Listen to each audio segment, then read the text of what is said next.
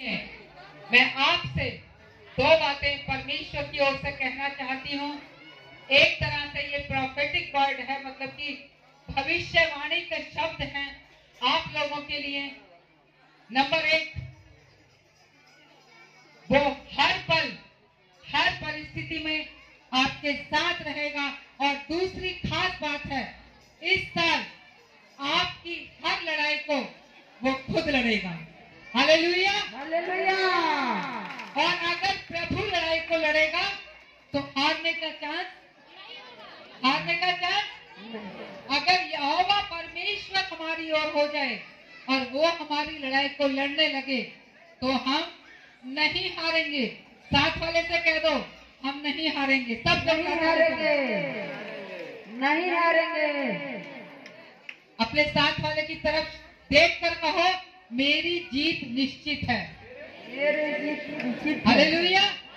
क्योंकि बोलिए, क्योंकि परमेश्वर इस साल मेरी लड़ाई खुद लड़ेगा। हालेलुया। हमें क्या करना है, उस बात को ध्यान से सुनिए। जक्कई को सब लोग जानते हैं, बाइबल पढ़ते हैं तो जक्कई को जानते हैं। जक्कई एक कैसा व्यक्ति था? एक टैक्स कलेक्टर था, चुंगी लेने वाला, लेकिन साथ ही वो बहुत ही नाटेकट का व्यक्ति था। और जब उसे एक दिन पता चला कि यहाँ से यीशु मसीह गुजरेगा तो उसने एक निश्चय ले लिया, आज कुछ भी हो जाए लेकिन मैं यीशु को देखकर रहूंगा। सब लोग ध्यान से सुनिए, मैं बहुत गहरी बात बता रही हूँ। लेकिन वो ये भी जानता था कि यीशु के साथ 10,000 और 15,000 की भीड़ चलती है। एक नाटेकट का व्यक्ति 15,000 के भीड़ में से यीशु को देख पाना उसके लिए आसान नहीं था। लेकिन जब मन में प्रेम आ जाए, इंसान सारी बाधाओं को पार कर जाता है। जब प्रेम आ जाए तो पहाड़ों को पार कर जाता है। और आज यही एक प्रेम, यही एक लालसा जक्कई के अंदर आ गई कि कुछ भी हो जाए मैं यीशु को जरूर देखूंगा, उससे मिलूंगा। उस सड़क के किनारे पर एक गूलर का पेड़ था और गूलर के पेड़ की दो खासियत होती है, एक तो वो ऊंचा बहुत होता है, दूसरा वो चिकना बहुत होता है। इस नाटे व्यक्ति के लिए उस ऊंचाई पर चढ़ना मुश्किल था और ऐसे पेड़ पर जो फिसलन से भरा हुआ था। लेकिन यीशु को देखने के लिए जो उसके हृदय में प्रेम था, उसने दोनों बातों को अनदेखा किया और मेहनत मशक्कत करके वो पेड़ पर चढ़ गया। हालेलुया। और जब यीशु उस पेड़ के नीचे से निकला तो बिना देखे यीशु ने क्या कहा? जक्कई नीचे आ जा, आज मैं तेरे साथ चलूंगा और तेरे घर पर भोजन करूंगा। हालेलुया। लोगों ने कहा, ये तो इतना दुष्ट व्यक्ति है, यीशु मसीह इसके घर क्यों जा रहा है? तो मैं आपको बता दूं, मेरा परमेश्वर सबसे प्यार करता है। उसका वचन कहता है, मैं धर्मियों के लिए नहीं, मैं पापियों के लिए आया हूँ। अगर आपसे कोई गलती भी हुई है, आपका जीवन पाप में भी है, जैसा हमने कहा था, आज और अभी उस पाप को छोड़कर यीशु को अपने घर बुलाइए।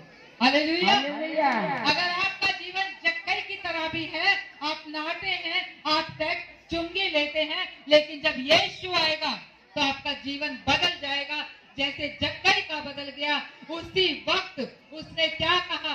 प्रभु, मैं आज से ही रिश्वत लेनी बंद कर दूंगा और जो पैसा मैंने रिश्वत से कमाया है वो सारा पैसा मैं गरीबों में बांट दूंगा। हालेलुया।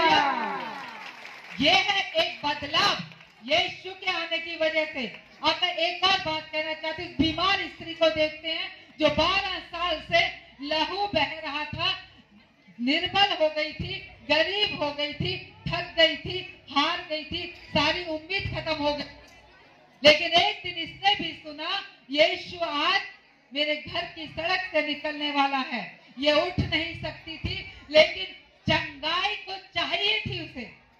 डॉक्टर ने कह दिया था तू नहीं बच सकती, तेरी बीमारी का कोई इलाज नहीं है, लेकिन उसने सोचा जो यीशु मुर्दों को जिंदा कर सकता है वो मुझे चंगा क्यों नहीं कर सकता।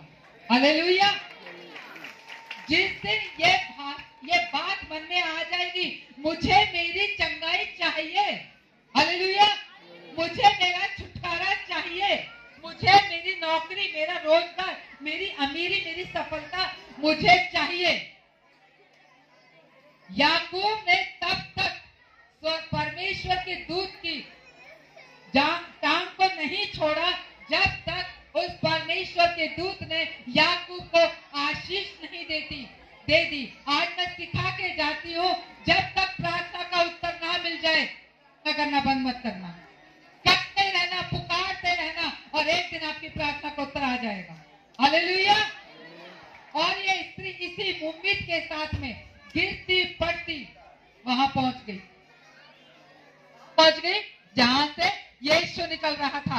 15,000 की भीड़ को पार करके 12 साल की बीमार स्त्री उस यीशु के पास पहुंच गई। उसके मन में एक विश्वास था, अगर मैंने वस्त्र को छू लिया, अगर मैंने यीशु के वस्त्र को भी छू लिया तो मुझे विश्वास है मैं चंगी हो जाऊंगी। इस विश्वास को लेकर अगले साल में प्रवेश करो। अगर मैंने उसके कपड़े को भी छू लिया तो मैं चंगी हो जाऊंगी। आज एक विश्वास को लेकर अगले इस साल में प्रवेश करो।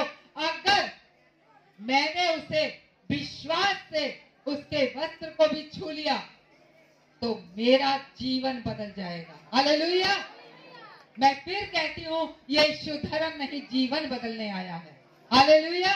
पूरी बाइबल में आपको धर्म नाम की चीज नहीं मिलेगी। यीशु ने कोई धर्म स्थापित नहीं किया।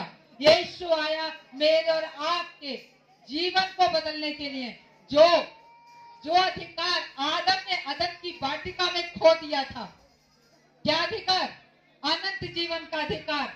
उस अधिकार को पाने के लिए वो इस धरती पर मनुष्य बनकर आया, और मनुष्य बनकर आकर उसने अपने प्राण को दिए। हमारे वेदों में, यजुर्वेद, ऋग्वेद में ये लिखा हुआ है, जब तक परमेश्वर अपनी आहुति खुद नहीं देगा तब तक मनुष्य का पापों से छुटकारा नहीं हो सकता। हमारे वेदों में लिखा हुआ है, परमेश्वर खुद इस दुनिया में आकर एक यज्ञ करेगा और अपनी आहुति देगा, अपना लहू बहाएगा। उसके लहू से जब इंसान धोया जाएगा तब इंसान का छुटकारा होगा। हालेलुया। इंसान में किसी के पास अगर कोई कहे तो वो झूठा है, अगर कोई कहे तो वो झूठा है। किसी इंसान के पास वो ताकत, वो अधिकार नहीं है कि किसी के पापों को माफ कर दे। हालेलुया। हालेलुया। किसी बात में वो ताकत नहीं है। हमारे पापों की क्षमा सिर्फ परमेश्वर कर सकता है। हालेलुया। कोई इंसान नहीं कर सकता। जब परमेश्वर हमारी ओर होगा तब हमारी जीत निश्चित होगी। आमीन। आमीन। और प्रभु उतर आया। वो इसलिए आया कि जो मनुष्य ने अनंत जीवन का अधिकार खो दिया और नरक की ओर अपने कदम बढ़ा दिए, वही इंसान आज स्वर्ग जा सके। हालेलुया। तो आज हमारे पास वो समय है कि हम अपने जीवनों को परिवर्तित करें। जैसे जक्कई ने उद्धार पाया, जैसे इस महिला ने चंगाई पाई, वैसे ही आज हम उद्धार और चंगाई में चलने वाले बने। आमीन। परमेश्वर आपको बहुत आशीष दे। फिर एक बात कहती हूँ, इस बात को ध्यान रखिए कि आने वाले साल में परमेश्वर आपकी लड़ाई को लड़ेगा, लेकिन इसके साथ आपको भी उसकी आज्ञाओं को पूरा करना पड़ेगा। और उसकी आज्ञा दो ही है, परमेश्वर से प्रेम करो और अपने पड़ोसी से प्रेम करो। हालेलुया।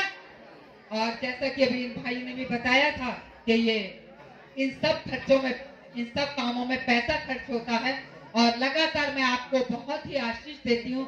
आपने दान दिया है, आज एक और बार अपने हाथ को बढ़ाकर देकर नए साल की आशीषों को लेकर अपने घर जाइए। प्रभु ने चाहा अगले साल की हम इसी साल फिर मिलेंगे, और तब तक आप सबको परमेश्वर बहुत संभाल के रखे। मैं सबके लिए प्रार्थना करना चाहती हूँ। सब लोग आंखें बंद कर लीजिए।